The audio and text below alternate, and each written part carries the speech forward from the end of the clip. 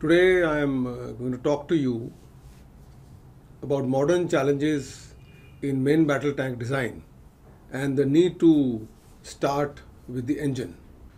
The ongoing conflict in Europe has exposed a new vulnerability in main battle tank design. This is with the rise of the first person view drones. These drones are often equipped with explosives and have proven effective at damaging tanks by targeting the weak spots of the tanks. This brings to the forefront the constant challenge of balancing firepower, mobility, and protection in tank design.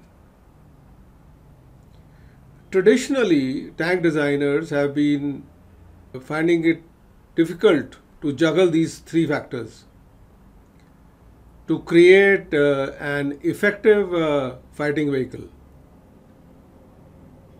But now, with the new threats, this is becoming even more difficult. In a tank versus tank battle, firepower has always been a critical factor. As tank armor has grown stronger, the guns that pierce that armor have had to become more lethal.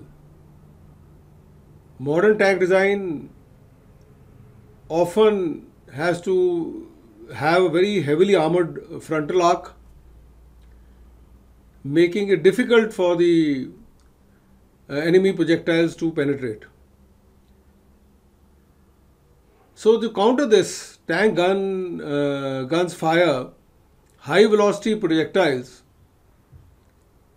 such as long rod penetrators designed to pierce enemy armor, especially when they hit a weak spot. But firepower is not the only threat a tank faces.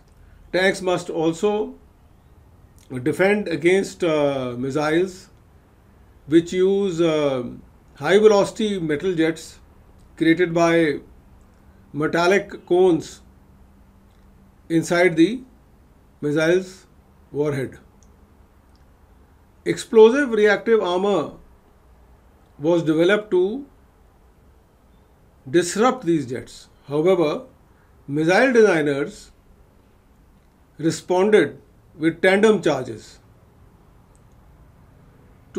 that is two-stage warheads that defeat the explosive reactive armor by triggering it with the first charge and penetrating with the second.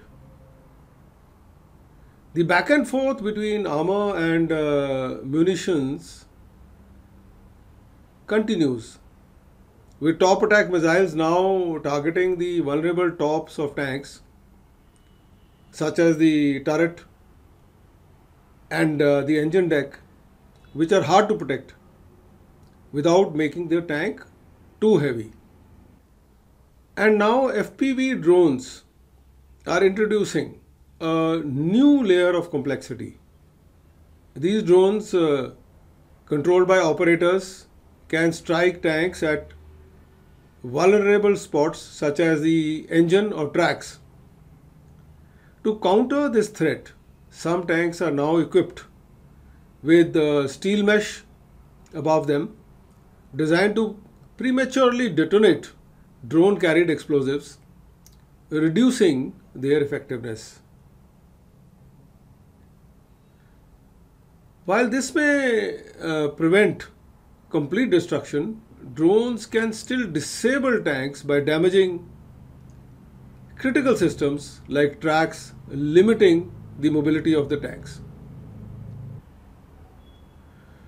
With all these challenges, tank protection is constantly evolving. From advanced armors to missile defenses and now anti-drone measures. The focus is on keeping the tank operational on the battlefield. But while protection and firepower see rapid innovation, the mobility side of the tank design has remained relatively stable. When we talk about mobility, we are really discussing the engine. The engine powers the tank, giving it the ability to move and maneuver. Despite many advancements in tank technology, the engines in many tanks, both Russian and NATO models, haven't changed much over the years. These engines have been improved incrementally with superchargers and turbochargers, but the basic structure remains the same. The only revolutionary design in recent decades was the introduction of the gas turbine engine in the M1 Abrams tank. Yet, most tanks worldwide still rely on diesel engines. The challenge lies in producing an engine that delivers high power in a compact space while withstanding the harsh conditions of combat. Only a few companies worldwide have the capability to manufacture these engines. And having access to reliable engine technology is crucial for any nation that wants to maintain a tank force. If you can't produce or source engines reliably, your tanks become ineffective, no matter how well designed they are in other aspects. That is why I believe that tank design should start with the engine.